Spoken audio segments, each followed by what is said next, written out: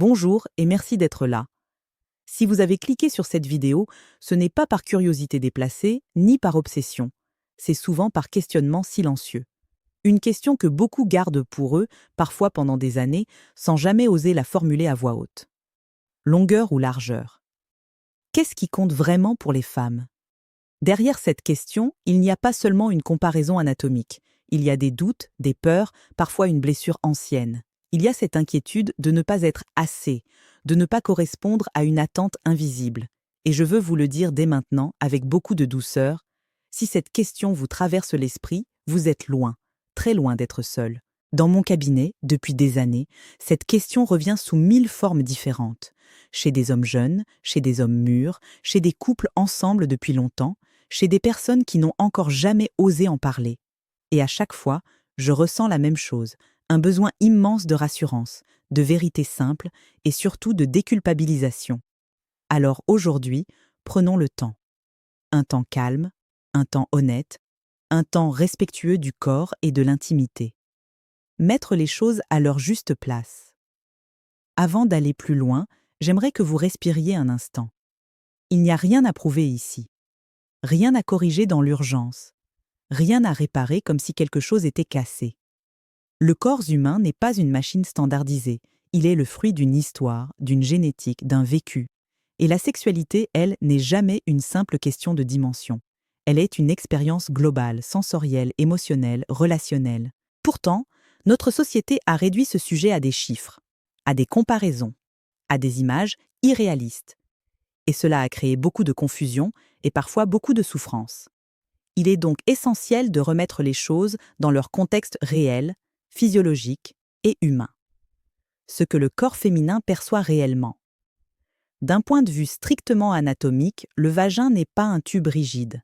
C'est un organe vivant, souple, adaptable, capable de s'ajuster à ce qui l'accueille. Sa sensibilité n'est pas répartie de manière uniforme. La majorité des récepteurs nerveux se trouvent à l'entrée du vagin, dans les premiers centimètres.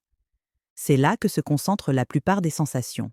Ce n'est pas une opinion, ce n'est pas une croyance, c'est une réalité physiologique bien connue en médecine. Cela signifie que, contrairement à ce que l'on a longtemps fait croire, la profondeur n'est pas le facteur principal du plaisir féminin. La stimulation, la présence, le rythme, la qualité du contact sont bien plus déterminants. Et surtout, le plaisir féminin ne dépend pas uniquement de la pénétration.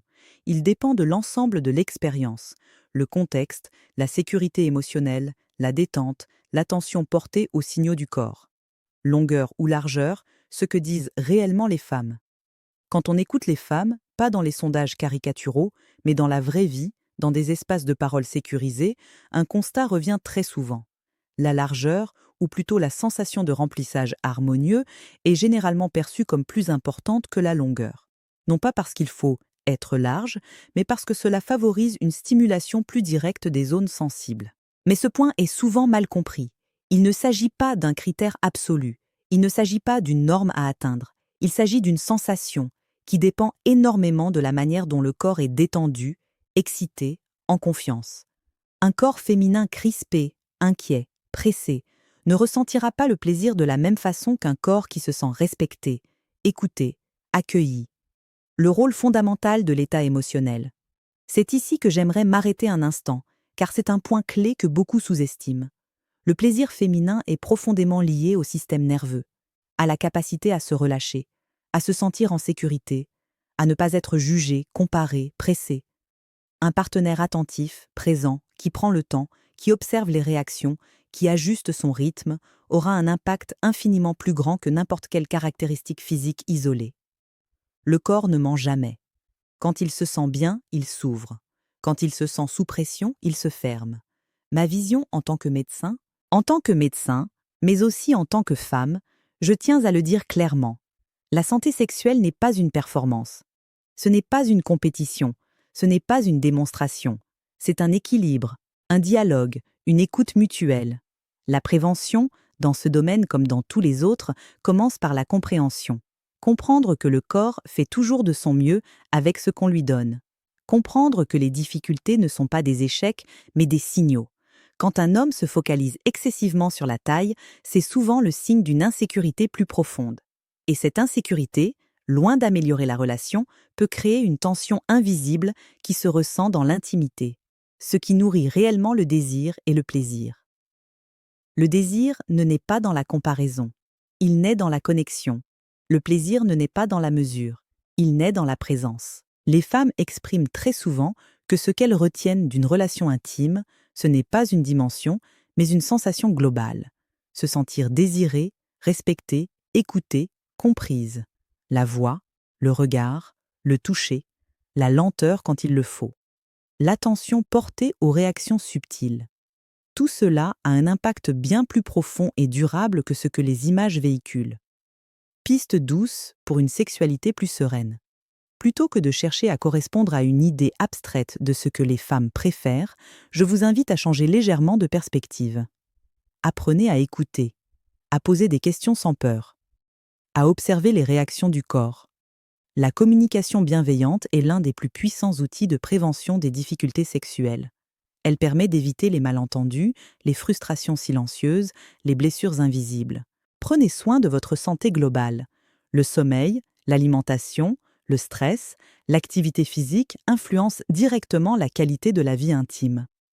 Un corps fatigué, tendu, anxieux, aura plus de difficultés à se connecter au plaisir. Et surtout, accordez-vous de la patience. La sexualité évolue avec le temps. Elle se transforme, elle s'approfondit. Elle devient souvent plus riche quand elle est libérée des attentes irréalistes. Une invitation simple. Si ces sujets vous parlent, si vous ressentez le besoin de mieux comprendre votre corps, vos rythmes, votre santé dans sa globalité, je vous invite à vous abonner à cette chaîne.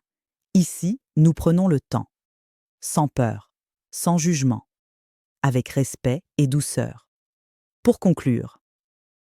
Alors, longueur ou largeur? La réponse la plus honnête est peut-être celle-ci. Ce que les femmes préfèrent vraiment, c'est un partenaire présent, à l'écoute, en lien avec son propre corps et capable de créer un espace de confiance. Votre corps n'est pas votre ennemi. Il n'a pas besoin d'être corrigé, il a besoin d'être compris. Prenez soin de vous, prenez soin de votre santé, et souvenez-vous de ceci, quand on avance avec douceur, le corps répond presque toujours avec intelligence. Je vous dis à très bientôt. Et surtout, faites-vous confiance.